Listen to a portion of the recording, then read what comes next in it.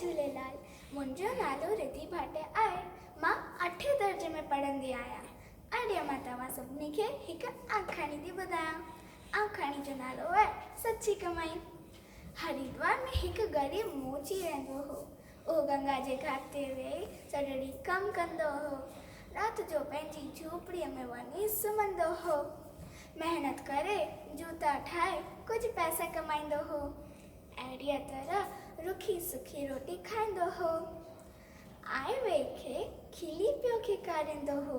पंहिंजे ग्राहकनि सां बेहद प्यार ऐं नम्रता सां ॻाल्हाईंदो हो। हू तमामु ख़ुशि हो। हिकु ॾींहुं हिकु साधू वटि आयो। साधू पंहिंजी झोली मां हिकु पथर कढी ॾिनईसि ऐं चयईंसि, हीउ पारस जो पथर आहे, लोहे खे सोन में बदिलींदो आहे, त पाण वठी रख।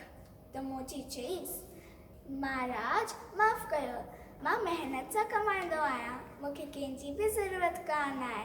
सादे खाधे ऐं सादी झोपड़ीअ मां बिल्कुलु ख़ुशि आहियां ऐं राज़ी प्रसन्न आहियां।